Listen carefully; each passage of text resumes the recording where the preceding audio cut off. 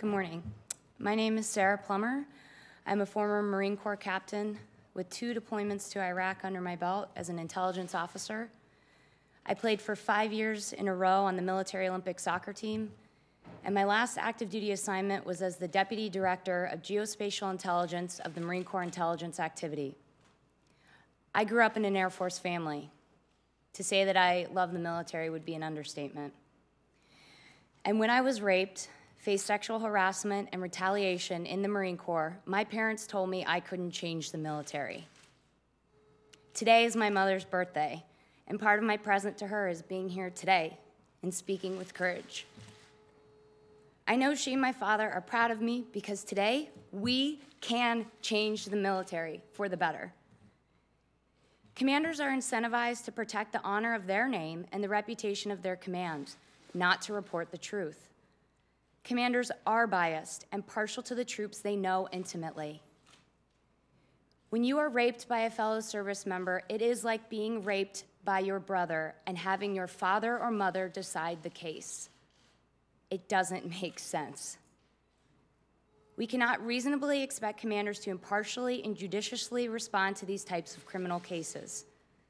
The argument that taking sexual assault and rape cases out of the chain of command would threaten good order and discipline actually works in quite the contrary way.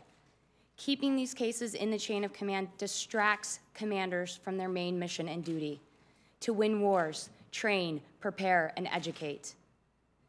When commanders who are not lawyers and who know one or both, either the victim or the accused attacker, are asked to be the final say-so on if cases are even brought to trial, and then to ultimately make the final decision on the direction of those trials, they lose focus. Alliances are drawn, and good order and discipline absolutely suffer.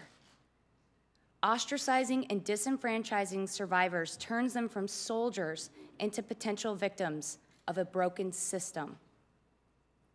Leaving these cases within the chain of command exacerbates the process of repeat victimization, subsequently damaging the self-esteem, success, and career tracks of young, bright, capable soldiers, sailors, airmen, and Marines. Please don't see me as a victim. I am not a victim. And neither are many of the survivors, all of the survivors who are speaking out and actively working to make a change and supporting Senator Gillibrand's Military Justice Improvement Act.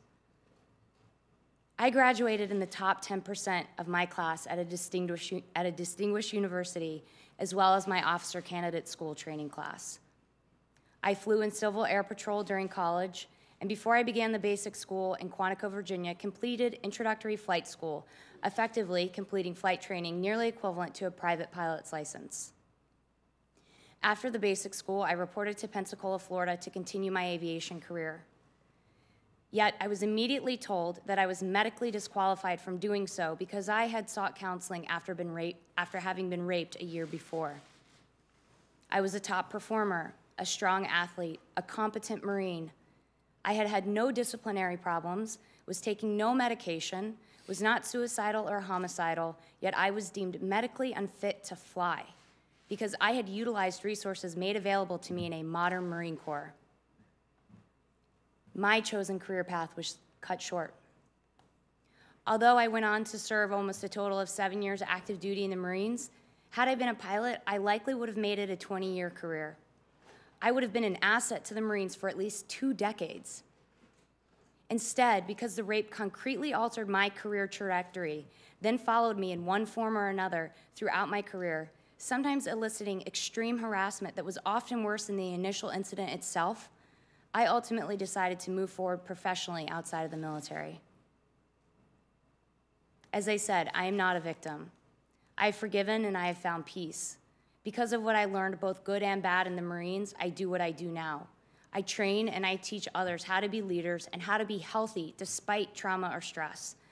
I empower them with tools to authentically and courageously go from good to great, no matter what might be holding them back or where they are stuck.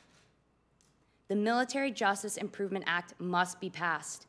It will take the military judicial system from good to great because it disempowers a culture of harassment that encourages predators to act without consequence, promotes ostracizing victims, and is a systematic support of favoritism, isolation, intimidation, and retaliation, and cover up in the very name of maintaining good order and discipline, actually threatens that good order and discipline. This does not sound like an institution based on honor, courage, and commitment to me. It is impossible for commanders to act as impartial, unbiased legal professionals, and I believe it is a disservice that they are currently positioned under this expectation.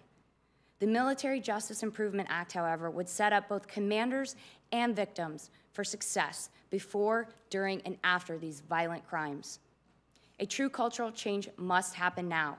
We all deserve better, and the Military Justice Improvement Act will provide that improvement. Thank you.